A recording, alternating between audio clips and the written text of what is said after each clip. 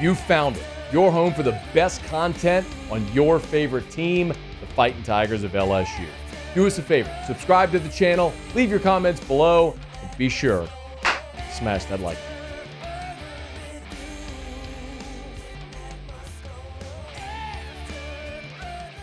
Mel Kiper has updated his big board. And if you're not familiar, the Mel Kiper big board is basically just his ranking of the top 25 players in the draft. It's not a mock draft. It's a ranking, 1 to 25. Here are the 25 best players at any position in the draft. And then he ranks the top 10 at every position. Number 1 overall player in the draft, he's got Caleb Williams from USC. That's where he's been pretty much consistently and hard to argue. He draws a lot of comparisons to Patrick Mahomes, and if that's the comparison you're drawing, then I can understand why people would have him there. Marvin Harrison Jr. Kiper has number 2 on his big board. Very interesting about the receivers, which I'll get to in a second. But after Marvin Harrison Jr., Drake May at number 3. Brock Bowers from Georgia, number 4. Rome Odunze from Washington, 5. Shedeur Sanders, 6. We'll come back to that here in a second.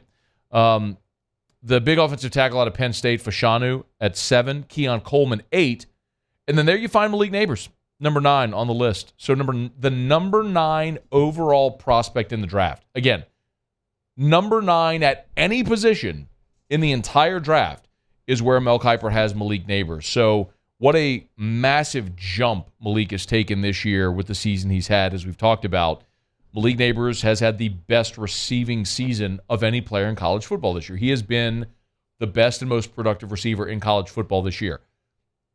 And even with that, there are still 3 receivers that Kiper ranks ahead of Malik Nabers. Like, by context, Mel Kiper has Malik Nabers as the 9th best prospect in the entire draft, any position, but the 4th best receiver in the draft. That's almost like whenever you look at recruiting rankings. Like when you're in the SEC and you're like at the 9th best class in the country, but you're the 4th best class in the SEC because it's just a glut of SEC teams at the top of the list. That's kind of what it's like this year for the receiving crop in the draft. And the reason I think that's most interesting, first of all, congrats to Malik. He's had a great year. He has been a great receiver during his time at LSU. And, breaking out the way he has this year is going to get him broke off. He's going to get his bag. He might well be a top 10 pick, and that is awesome. So congrats to Malik on all that. But maybe the more interesting conversation here is when we start to look at who may come back.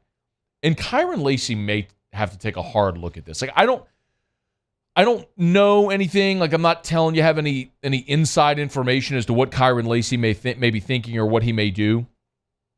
But Lacy could take advantage of the COVID year. He spent 2 years at ULL and now 2 years at LSU. But he could take advantage of the COVID year and come back for a 5th season in 2024. And if he did, he presumably would be LSU's number 1 receiver. Keep in mind, like, not only has Lacy been overshadowed by Malik Nabers and Brian Thomas, who, by the way, Mel Kiper, when he ranks the top 10 at each position, we know he's got Nabers 4. He's got Brian Thomas, the 7th best receiver in this draft. So you're talking about 2 of the top 7 players at their position in the country. If they both leave, Kyren Lacy becomes the guy next year. He becomes your number 1 guy, your feature guy, not overshadowed by Nabers or Thomas. It might make, and by the way, and not in a draft class where there's this glut of elite receiving talent, where even if you do come out, it's going to push you further down the board because there's so much high-end receiving talent in this draft. So Kyren Lacy is one guy who may have a really sincere decision to make after this season. The only other player, the players that Kiper had, he did not have Jaden Daniels in his top 25. But he does have Jaden Daniels rated as the 4th best quarterback in this draft class. He goes Caleb Williams, Drake May, Shedeur Sanders, Jaden Daniels, Carson Beck, Bo Nix, J.J. McCarthy, Michael Penix, Michael Pratt, Spencer Rattler. That's his top 10. I'm a little surprised to see Shedeur Sanders there. because Dion has said pretty openly Shedeur is going back to school. So if Shedeur Sanders returns to school, that would mean, according to Kiper's rankings, Jaden Daniels would be the third best quarterback in this draft after Caleb Williams and Drake May. Now, where are the quarterback-needy teams that are going to be willing to pull the trigger on a first-round draft pick? And after Williams and May are off the board, is Daniels that next guy? That is going to be a fascinating story that's going to unfold here over the next several months as we move through draft prep, Senior Bowl, Combine, and ultimately the draft. After Daniels and the two receivers, Neighbors and Thomas, the only other player that Kiper ranks among the top 10 at his position is Mekhi Wingo, who he's got ranked as the 10th best defensive tackle in this year's draft class. No Mason Smith. I know that's not going to surprise many people here because of the season that Mason Smith has had, but Mason Smith is still a very talented prospect.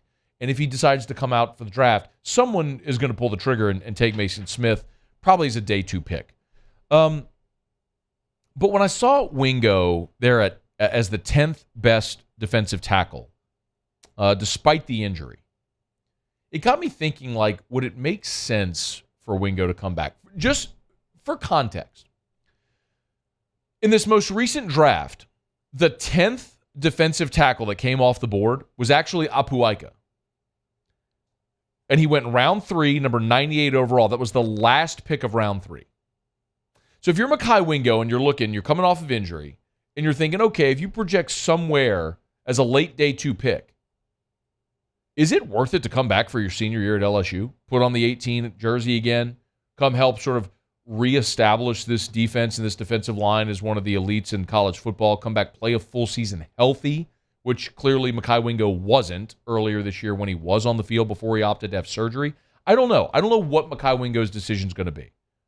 But he could play next season. He's a true junior. He could come back for his 4th year as a senior and play next year. So when I thought about that with Lacey, the possibility receiver, and Wingo, the possibility defensive tackle, I was like, who else might it make sense for? And by the way, Brian Kelly on Monday when he met with reporters acknowledged the fact that there could be some players that are honored Saturday for Senior Day that make the decision to return. Each year, we go through this process where you could have a couple senior days. It's one of those kind of situations where, we're really working off of their academic calendar, not necessarily their eligibility calendar. So we want to be able to honor them off of their academic calendar and what they've done in the classroom. And so there is that opportunity that somebody could come back because we're still dealing with the COVID year as that additional year of eligibility. So if you're wondering what players may have a legitimate and sincere decision to make, I think there are 6 offensively and 5 defensively. I think these are the players you're watching. On the offensive line, Charles Turner could return for a 6th year. He redshirted in 2019. He's played 4 seasons. He has the COVID year. So Charles Turner could return for a 6th year in 2024. Miles Frazier could return for a 5th year in 2024. Remember, he was at FIU, transferred to LSU last year, so he's used his 4 years, but he could use the COVID year next year. And then Garrett Dellinger is a true junior. So I don't know if Dellinger's planning on leaving early for the draft, but he's a true junior and could return next year for his senior season. If that happens, your entire starting offensive line could return intact. I don't know that it will, but it could. I already talked about Kyron Lacey, how I think he has a great opportunity should he choose to return. And at running back, Logan Diggs is a junior and could return for his senior year.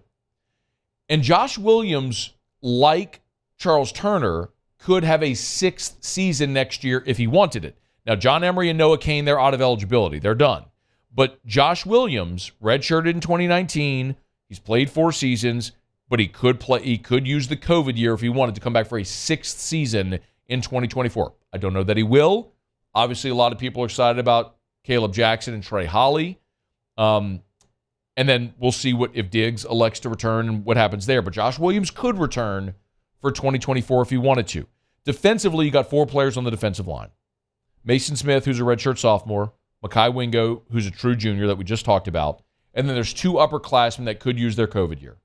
Braden Swinson and Paris Shand. Swinson, who came from Oregon, Shand, who came from Arizona. Both of them are fourth-year players who could use their COVID year for a fifth year of eligibility next year in the way that we saw a lot of guys do this season. And then Zy Alexander would be the other. Zy Alexander could come back next year, use his COVID year for a fifth year of eligibility. So 6 players offensively I think we're keeping an eye on. Turner, Frazier, Dellinger on the offensive line, Kyron Lacey, and then Diggs and Josh Williams. I think those guys have decisions to make. And then defensively, primarily on the defensive front, Smith, Wingo, Swinson, Shand, and then Zy Alexander. So 11 players right there. Some of them certainly are going to be honored Saturday morning in Tiger Stadium on Senior Day, but they all have the opportunity to come back as well and continue playing at LSU and maybe push toward a championship next year. Those are the players I'll be watching closely, their decisions this offseason. Hey, thanks so much for watching. Please leave your comments. I love to interact, and be sure to hit the red subscribe button below.